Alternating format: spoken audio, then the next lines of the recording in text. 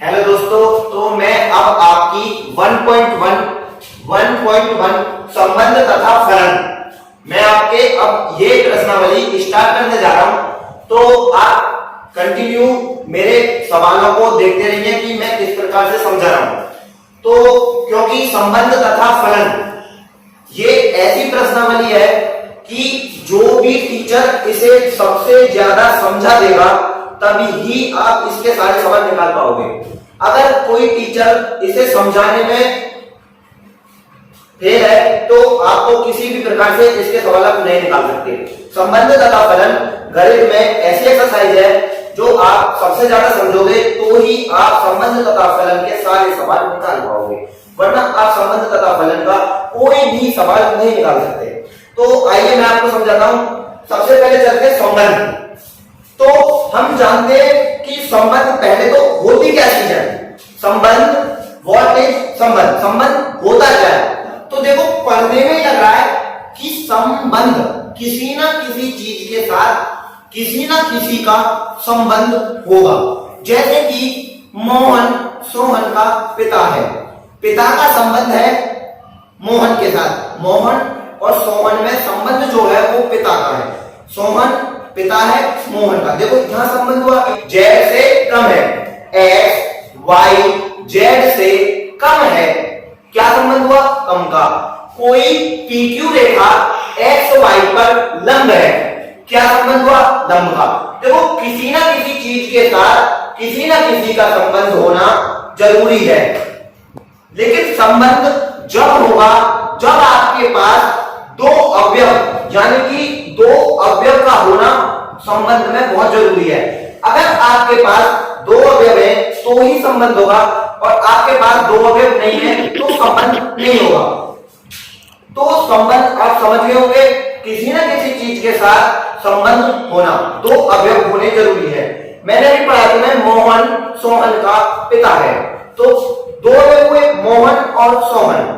कोई पीक्यू रेखा x Y पर लंब है, पीक्यू एक्स वाई। दो अवयव हुए एक्स वाई जेड पर एक्स वाई जेड से कम है। तो दो अवयव तो होने जरूरी है। तो आइए अब हम संबंध और तथा फलन में जानता हूं कि संबंध जहां तक आपको समझ में आया होगा। और आइए अब आगे चैप्टर स्टार्ट करते हैं। तो दोस्तों सबसे पहला संबंध मैंने आपको बता चुका हूं, और जो दूसरा संबंध है वो है प्रतिलोम संबंध। प्रतिलोम सबसे पहले जानेंगे कि प्रतिलोम होता क्या है। प्रतिलोम तो आपने पढ़ा होगा शुरू से 9th से और 12th तक पढ़ा होगा हिंदी में। प्रतिलोम मतलब उल्टा। तो देखिए प्रतिलोम मतलब उल्टा। आर इनवर्स क्या है? आर इनवर्स हमको एक सीरीज देगा, एक लाइन देगा लिख के सवाल में आर। तो हमको इस आर को चेंज करना है आर इनवर्स में। तो आर इनवर्स का मतलब है कि ये जो संख्या है इनको उल्टा कर दो। इनवर्स मींस उल्टा। देखिए 1 का जो उल्टा करेंगे तो 1 1, और जब 2 को उल्टा करेंगे तो 4 आगे 2 पीछे, और जब 3 9 को करेंगे तो 9 आगे 3 पीछे, और जब इसको करेंगे तो 16 आगे और 4 पीछे। ये बन गया हमारा आर इनवर्स। तो प्रतिलोम संबंध दूसरा संबंध है, एक संबंध और दूसरा प्रतिलोम संबंध। तो प्रतिलोम संबंध हुआ हमको आर की सीरीज देगा और आर इनवर्स हमें बनानी है प्रतिलोम संबंध में। तो समझ में आ गया होगा। तो दोस्तों 3 प्रकार के हमारे पास संबंध हैं। सबसे पहला सममित संबंध, दूसरा समतुल्य संबंध, तीसरा संक्रमक संबंध। तो ये संबंध अगर आपकी समझ में आते हैं तो आप तभी सवाल निकाल पाओगे। तो सबसे पहला जो सममित संबंध है वो है यदि x का संबंध y से है, यदि x का संबंध y से है तो y का भी संबंध x से होना जरूरी है। तो y का भी संबंध x से होना जरूरी है। यदि x का संबंध y से है तो y का भी संबंध कहीं ना कहीं x से होगा। तो नंबर 2 समतुल्य संबंध।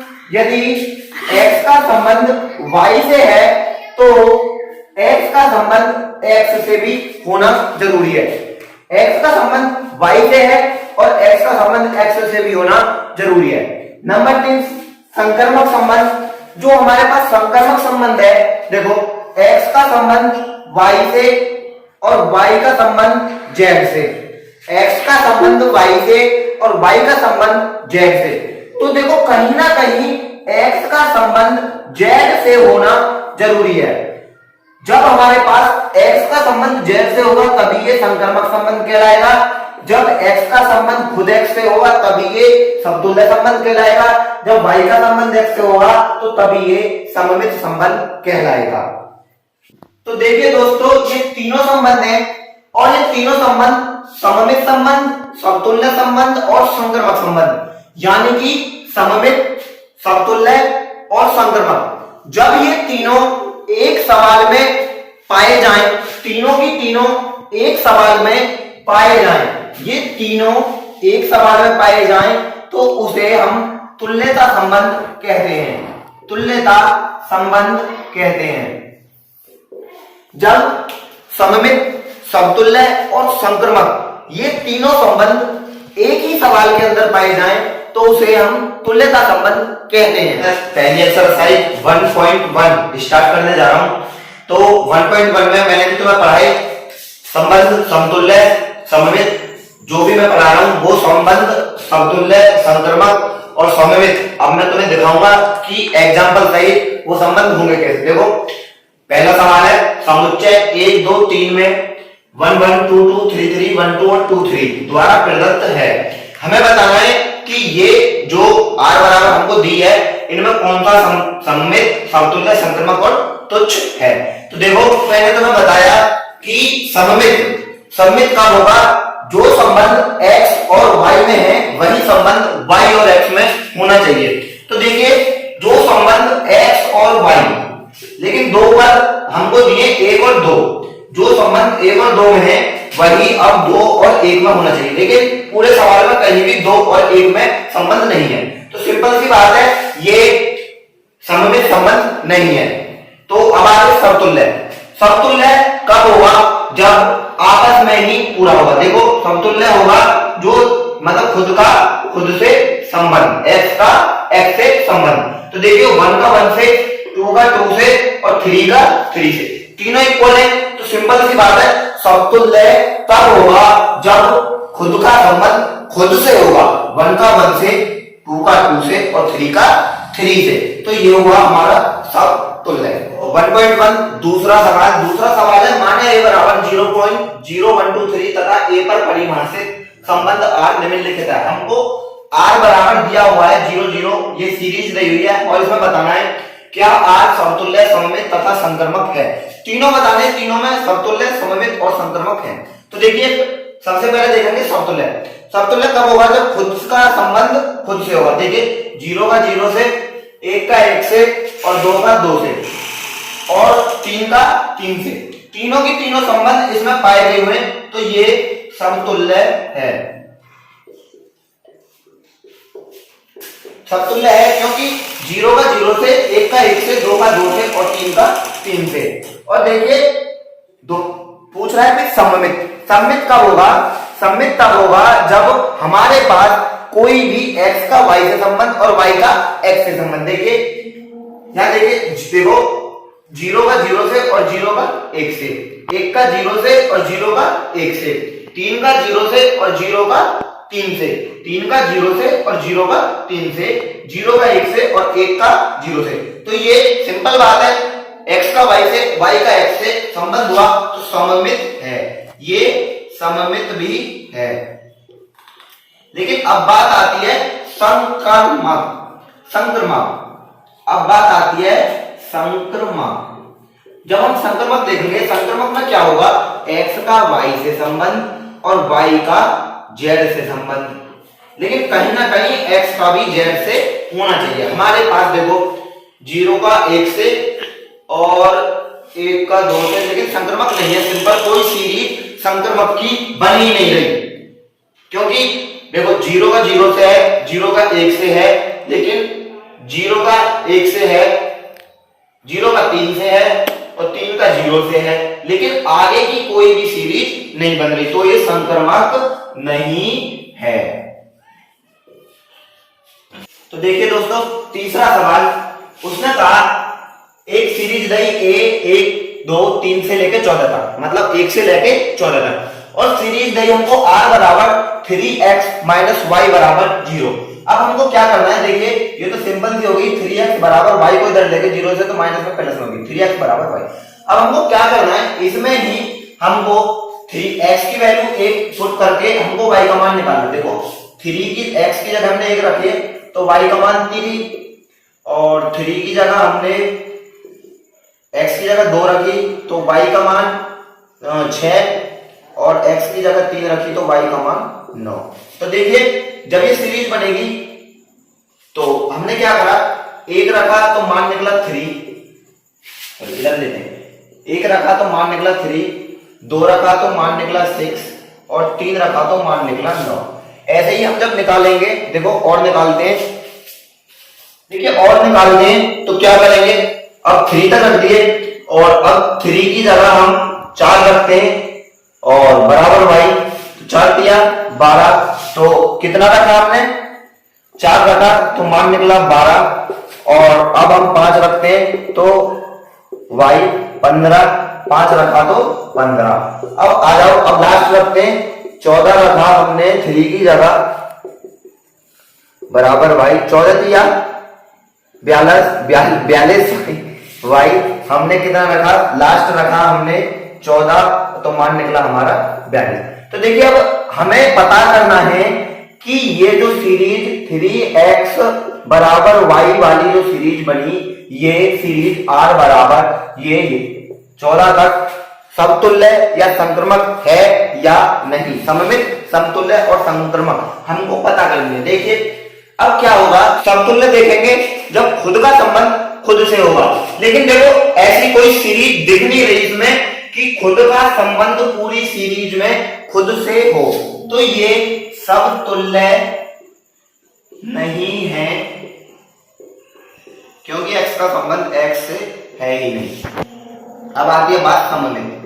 सममित में क्या होगा, x का जो संबंध y से है वही y का x से होना चाहिए। देखिए 1 का 3 से है लेकिन पूरी सीरीज में कहीं भी 3 का 1 से नहीं है, और देखिए 2 का 6 से है लेकिन पूरी सीरीज में कहीं भी 6 का 2 से नहीं है, तो इसलिए सममित नहीं है। और अब आगे चलते हैं, अब आती है बात संक्रमक की। जो संक्रमक है, संक्रमक में क्या देखेंगे हम कि x का जो संबंध y से है वही y का संबंध z से होना चाहिए, और x का फिर संबंध z के साथ भी होना चाहिए। देखिए 1 का 3 से है और लेकिन 3 का कहीं भी पूरी सीरीज में 4 से नहीं है, तो संक्रमक भी नहीं है। Proved that. तो देखिए अब मैं समतुल्य, सममित और संक्रमक, ये मैं आई होप, मैं आशा करता हूं कि अब आपकी समझ में सममित, समतुल्य और संक्रमक समझ में आ गए होंगे। तो देखिए मैं लास्ट बता रहा हूं तुमको क्वेश्चन, क्योंकि मुझे इसीलिए लास्ट बताना पड़ रहा है, 2 मंथ्स में आपका सिलेबस कंप्लीट कराना है। तो सममित, संक्रमक और समतुल्य आपकी समझ में आ गया होगा। इसमें है कुछ नहीं, बस जो मैंने समझाया उस पर फोकस रखो। अब अगला सवाल है चौथा।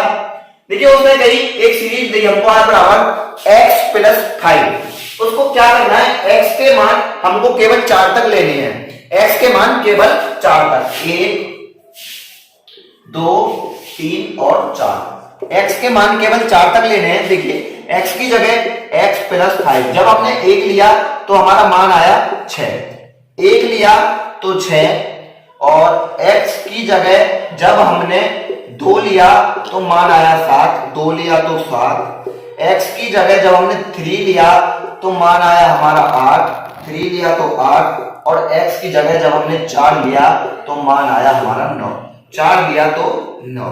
तो देखिए 4 तक ही लेने, उसने हमको दिया है ग्रेटर देन 4, लेस देन, बस हमको मान केवल इसके 4 तक लेने हैं। अब सीरीज बनी हमारी ये वाली 1.1,6, 2,7, 3,8 और 4,9। अब हमको क्या करना है, इसी से, इस वाली सीरीज से बताइए समतुल्य, सममित, संक्रमक है या नहीं। तो देखिए समतुल्य कब होगा, जब खुद का संबंध खुद से होगा, सिंपल सी बात है। तो इसमें कहीं भी खुद का संबंध खुद से नहीं है, समतुल्य नहीं है। और देखिए दूसरा 2,7। तो देखिए 1,6 खुद से तो है, लेकिन 6,1 कहीं भी पूरी सीरीज में नहीं है। 6,1 तो सममित भी नहीं है, क्योंकि सममित होने का फॉर्मूला है x का संबंध y से है तो y का भी संबंध x से होना चाहिए। 1 का संबंध 6 से है तो 6 का भी संबंध 1 से होना चाहिए, लेकिन ऐसा कहीं भी नहीं है। अब देखिए संक्रमक, जब समतुल्य सममित नहीं है तो जहां तक कि सवालों में होता है संक्रमक होता ही नहीं है। तो देखिए संक्रमक कब होगा, जब x का संबंध y से और y का z से, तो x का भी z से होना चाहिए। अब आप देखो जब x का ही y से नहीं है, समतुल्य ही नहीं है, तो संक्रमक भी होगा ही नहीं, समतुल्य नहीं है। और मैं अब आशा करता हूं कि सममित, समतुल्य और संक्रमक वाली विधि आपकी पूरी समझ में आ गई होगी। तो ये तुम्हारी पूरी समतुल्य, सममित और संक्रमक, यानी कि जो मैं एक्सरसाइज तुम्हें पढ़ा रहा था, संबंध तथा फलन, संबंध तथा फलन। तो देखिए relation and function, relation and function. तो मैं आशा करता हूं कि रिलेशन आपकी समझ में आगे होंगे। और अब मैं फलन आगे पढ़ाऊंगा आपको, फलन की एक्सरसाइज आगे देखना कि फलन होता क्या है, मैं आपको पूरी कंटिन्यू बताऊंगा। और जो संबंध थे वो आपकी समझ में, मैं आशा करता हूं समझ में आगे होंगे। देखो बोर्ड में अभी पता नहीं है कितना सिलेबस रहेगा, पर मैं आपको पूरा सिलेबस कंप्लीट कराऊंगा जैसे आता था, क्योंकि अब सुनने में आ रही है कि सिलेबस कुछ कम होगा। तो ये आपके सवाल है, संबंध के अनुसार मैंने बहुत ज्यादा मेन सवाल आपको पढ़ाए हैं, तो आप देखना इन सवालों को, और जो फॉर्मूले से सवाल मैंने बताए हैं उन्हीं सवालों पे तुम गौर करना, ऐसे ही सवाल निकालना।